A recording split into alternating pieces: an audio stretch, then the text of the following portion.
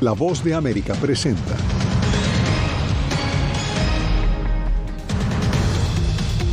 Un juez en Estados Unidos ordena mantener el protocolo conocido como permanecer en México hasta definir todos los litigios pendientes.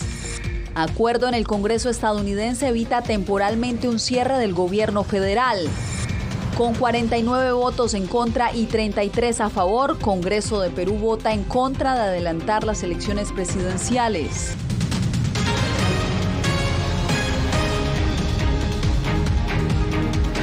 ¿Qué tal? Bienvenidos a El Mundo al Día.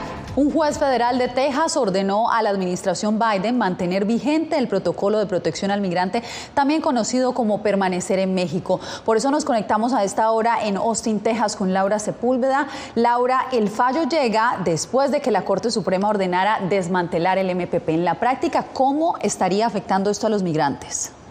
Bueno, lo que está claro, Yasmín, es que las personas tienen que seguir solicitando esta protección solamente si tienen un medio creíble, porque este es el criterio que se va a mantener en la Corte para un proceso de asilo. Lo que está claro es que las personas que están aplicando o están haciendo esta solicitud de protección deben permanecer ya sea en México o en otro lugar que no sea Estados Unidos, debido a que se mantendría esta norma según lo estipulado por el juez federal aquí en el estado de Texas.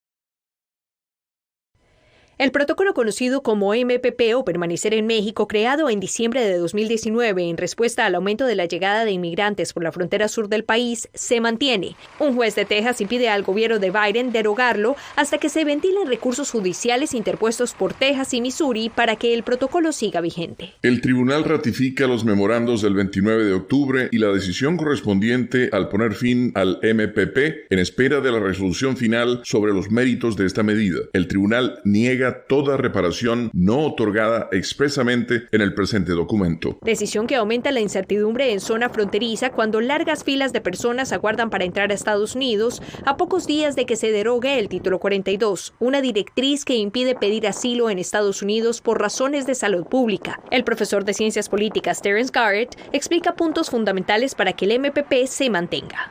México tiene que estar de acuerdo en seguir la política porque lo que sucede es que México retiene a los migrantes en su lado de la frontera hasta que puedan ser admitidos para cruzar. Lo que deja en vilo el cumplimiento de la medida. Incluso si Estados Unidos intentara unilateralmente impedir que la gente cruzara, no impediría que lo hiciera. Ajenos a la coordinación entre ambos países, los migrantes deberán seguir cumpliendo las exigencias de ley, según explica la abogada Claudia Bernal. Quienes están realmente huyendo de una situación de persecución contra su vida, contra su salud o la de su familia, deben estar en la capacidad de poder sustentar su clamor. En detención, en libertad, este sería el punto que estaría a discutirse para estas personas que presenten su solicitud de asilo. Lo que está claro entonces es que ellos no podrían permanecer en el país, pero para que permanecieran en México, aquí tendría que haber una discusión diplomática entre los gobiernos federales de dos países. Pues Laura, muchas gracias por este reporte y justamente este 18 de diciembre se observa el Día Internacional del Migrante.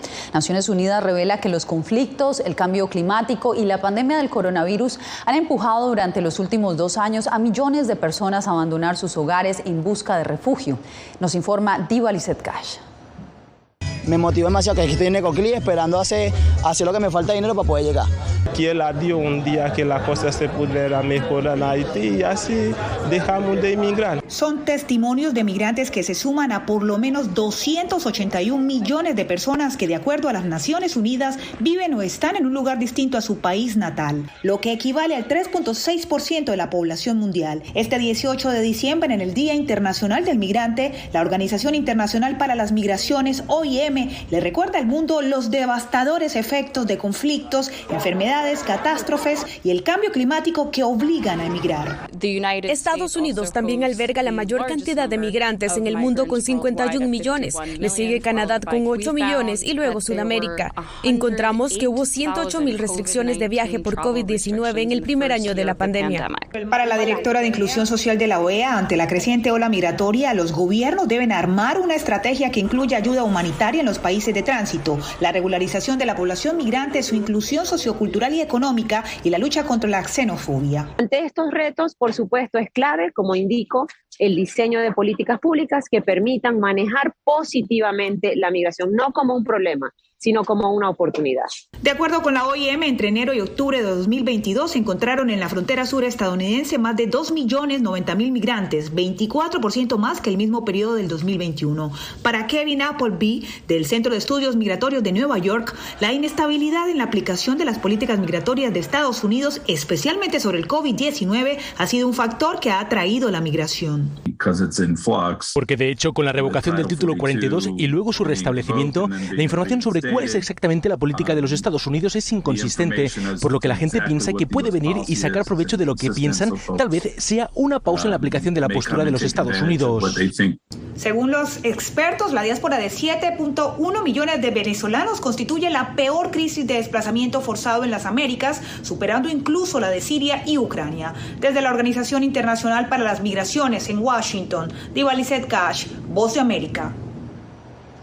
La Cámara de Representantes de Estados Unidos aprobó extender la financiación del gobierno federal por una semana, con el viernes próximo como fecha límite para evitar un cierre de gobierno. Jorge Agobián nos acompaña desde la Casa Blanca. Jorge, primero ayúdanos a entender qué es un cierre de gobierno y qué se espera que ocurra. Yasmín y toda nuestra audiencia, un cierre de gobierno es literalmente eso. El gobierno de Estados Unidos deja de funcionar, los departamentos cierran y sus empleados dejan de percibir sus salarios. Eso sí, el Congreso de Estados Unidos no aprueba el presupuesto para el año fiscal siguiente, en este caso para el año fiscal 2023. Lo que se está discutiendo en este momento en el Congreso es una propuesta de 1.7 billones de dólares de presupuesto que ha emitido el gobierno del presidente Joe Biden, un monto que algunos republicanos, oposición del presidente Biden, están en contra de otorgar. Por su parte, la presidenta de la Cámara de Representantes, la demócrata Nancy Pelosi, dice que se siente optimista de que podrán lograr un acuerdo de aquí al 23 de diciembre, que es la fecha tope. Bipartidista, bicameral. Este paso crucial nos coloca en el camino hacia un proyecto de ley de gastos gubernamentales de un año.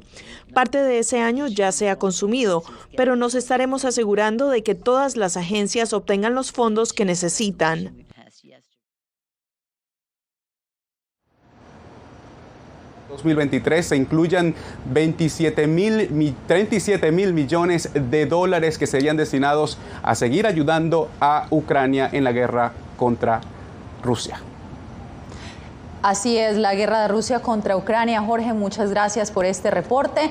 Y ahora nos vamos a Europa del Este. Una nueva ola de ataques con misiles emprendió Rusia contra Ucrania este viernes, luego de conocerse que Moscú lanzó más de 60 misiles en al menos 6 ciudades ucranianas. Jens Stoltenberg, el jefe de la ONU, aseguró que Rusia se prepara para una guerra prolongada y que los patrocinadores de la OTAN en Kiev deben seguir enviando armas hasta que el presidente Vladimir Putin se dé cuenta de que no puede ganar en el campo de batalla. Eso fue lo que dijo.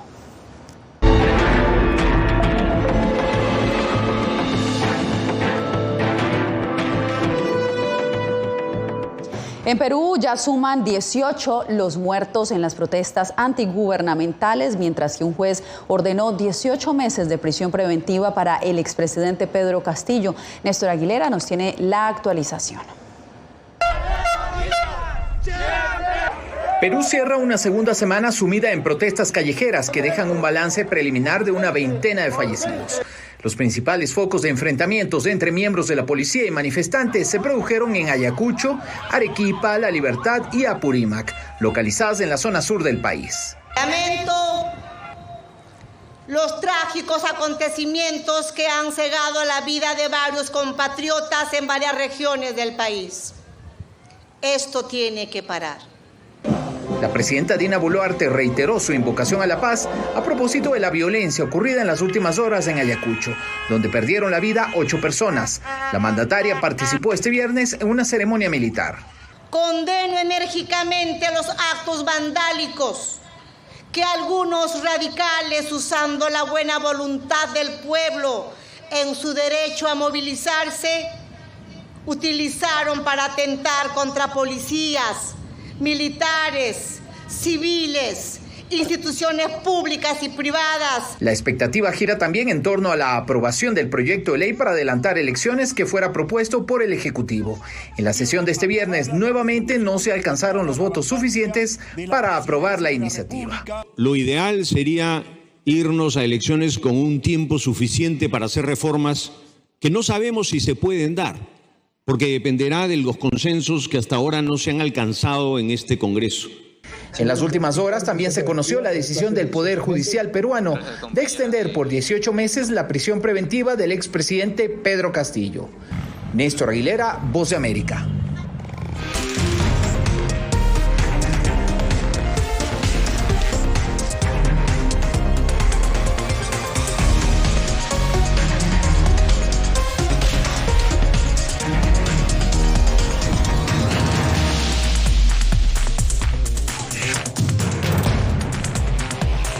Venezuela 360, cada semana por La Voz de América.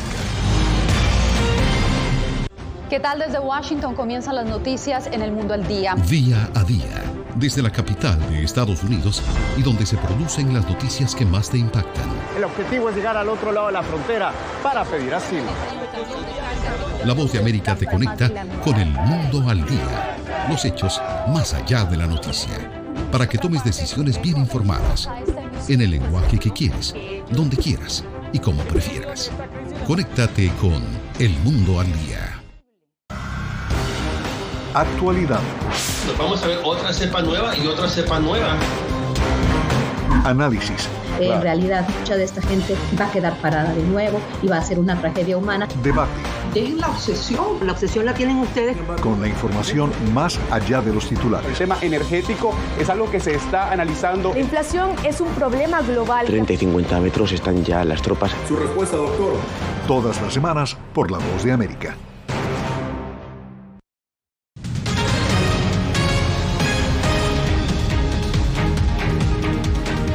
Twitter suspendió las cuentas de varios periodistas de Voz de América, CNN, The New York Times y The Washington Post, así como algunos comunicadores independientes. Esto sucedió este viernes, esto a pesar de que Elon Musk, el nuevo propietario de la plataforma digital, había publicado el mes pasado que estaba comprometido con la libertad de expresión.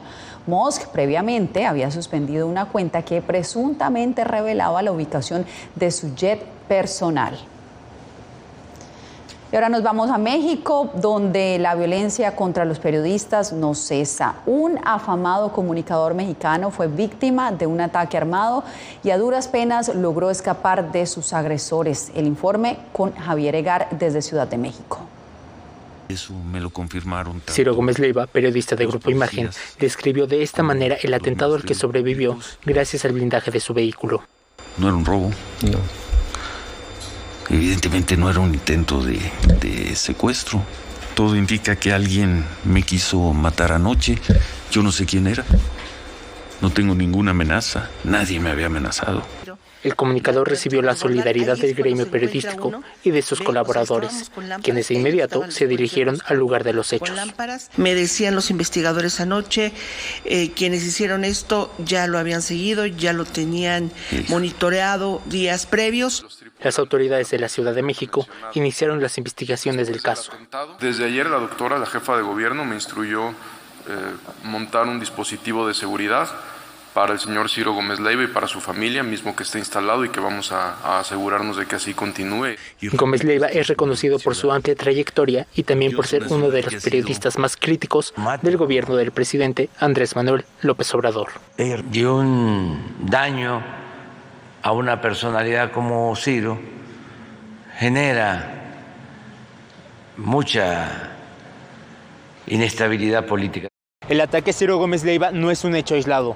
La organización Artículo 19 ha denunciado la situación en este país, donde 11 periodistas fueron asesinados por causas relacionadas a su profesión, una cifra mayor al número de comunicadores que han muerto en Ucrania que libra una guerra. Javier Egar, Voz de América, Ciudad de México.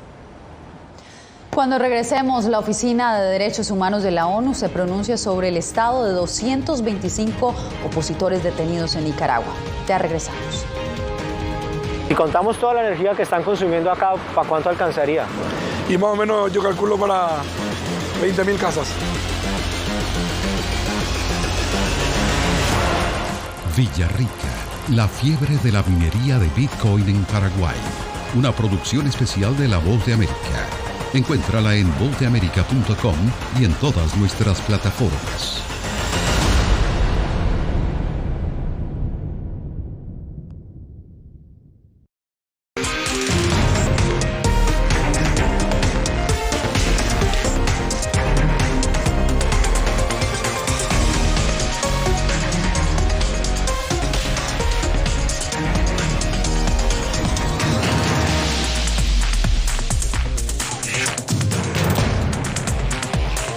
Venezuela 360, cada semana por La Voz de América.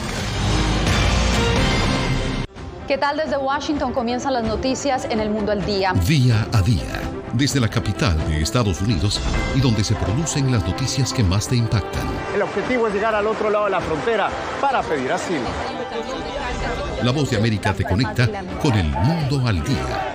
Los hechos más allá de la noticia. Para que tomes decisiones bien informadas, en el lenguaje que quieres, donde quieras y como prefieras. Conéctate con El Mundo al Día.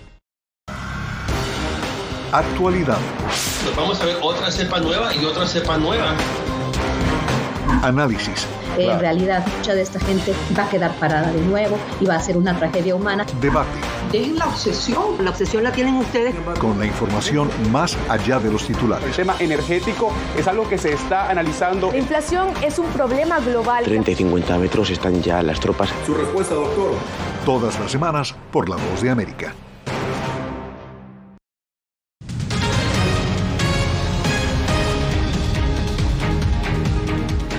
Un nuevo informe del Alto Comisionado de Naciones Unidas para los Derechos Humanos revela que en Nicaragua más de 200 opositores permanecen detenidos en condiciones inhumanas. Donaldo Hernández nos da el reporte. El Alto Comisionado de las Naciones Unidas para los Derechos Humanos fue categórico al referirse a la situación de Nicaragua. Su oficina presentó un informe en el que se ha documentado la detención de 225 opositores, de los cuales 26 son mujeres.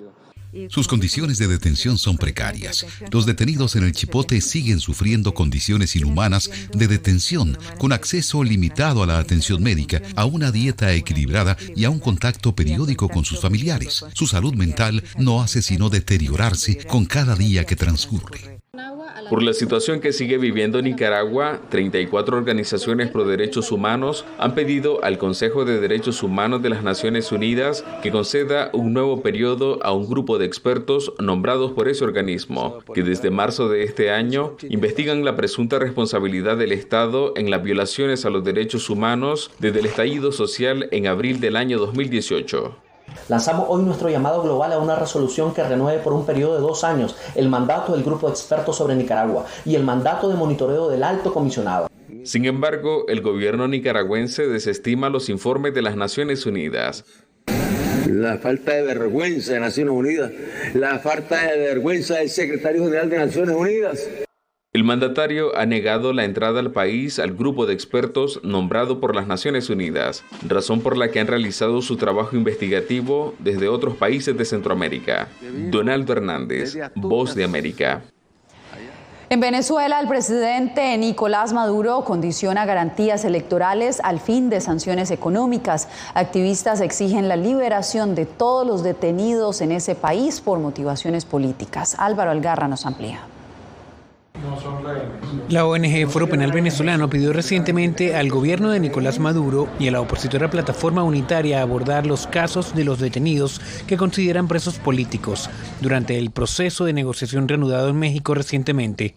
El error básico es pretender utilizar a los presos políticos como bandera para hacerse ver que están logrando objetivos en materia de derechos humanos y obtener de esos beneficios de carácter estrictamente políticos. El padre del teniente coronel Igber Marín, detenido desde 2018, clamó por la liberación de su hijo y denunció que es víctima de manera sistemática de presuntas torturas. Se encuentra en una situación bastante precaria, digamos así, y esta es su segunda huelga de hambre que está realizando por motivo de que en la anterior huelga de hambre se fijaron condiciones acuerdo hasta la presente fecha, desde enero de este mismo año hasta el sol de hoy, no se han cumplido los acuerdos. El activista de derechos humanos Gonzalo Jimiop instó a ambas partes a no cometer errores. Si seguimos aplicando la misma estrategia, la misma metodología y la misma forma de trabajo, lo que vamos a lograr son los mismos resultados fallidos. Según los registros del Foro Penal, en Venezuela hay 277 personas encarceladas por motivos políticos. Tanto el gobierno como la oposición reanudarán las conversaciones en una fecha hasta ahora desconocida para debatir la ampliación de garantías electorales de cara a las presidenciales de 2024 y la posible liberación de los considerados presos políticos. Álvaro Algarra, Voz de América, Caracas. Cuando volvamos a ritmo de gaita, la diáspora venezolana se une durante la temporada decembrina en Guatemala.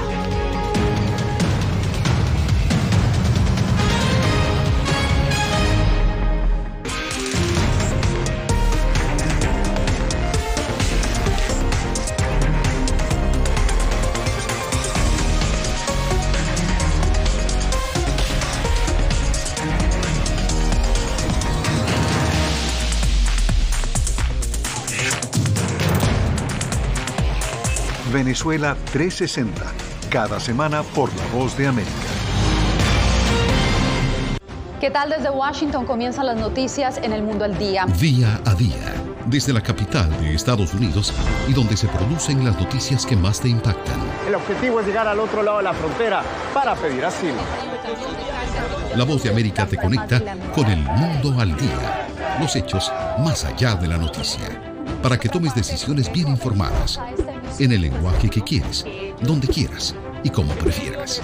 Conéctate con El Mundo al Día. Actualidad. Nos vamos a ver otra cepa nueva y otra cepa nueva.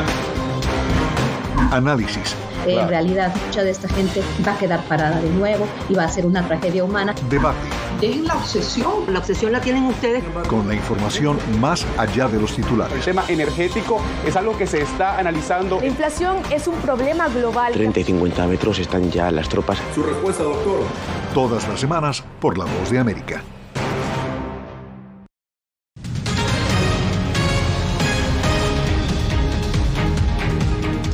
Con un concierto de gaita, la comunidad venezolana en Guatemala está ayudando a sus compatriotas que acaban de llegar con la esperanza de emigrar a Estados Unidos. Este toque que organizamos hoy con nuestros amigos es para apoyar a la gente, a los migrantes. Sabemos que están pasando una situación complicada, no la están pasando bien y queremos reunir esfuerzos para poder ayudarlos de muchas formas.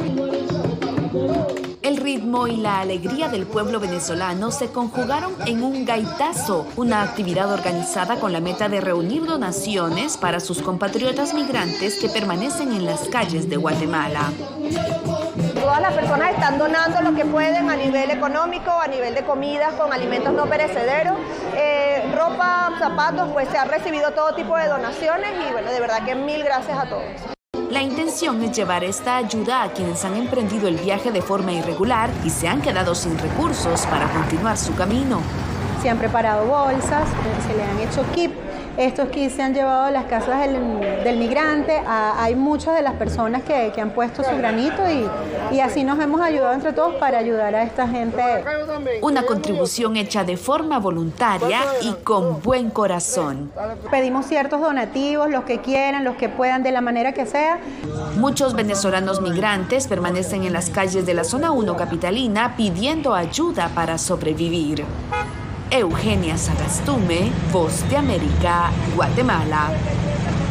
Cerramos esta semana de información con Rosario, la ciudad donde nació Lionel Messi. Y es que por estos días, esta ciudad ubicada a 300 kilómetros al norte de Buenos Aires está repleta de murales de Messi, especialmente en La Bajada, un barrio de clase media donde creció el astro del fútbol antes de mudarse a Barcelona. Allí, lugareños y turistas esperan que la estrella lleve a la albiceleste a ganar la final del domingo contra Francia. Pues con esta energía mundialista cerramos esta emisión. Que tengan un feliz fin de semana y nos vemos nuevamente el lunes.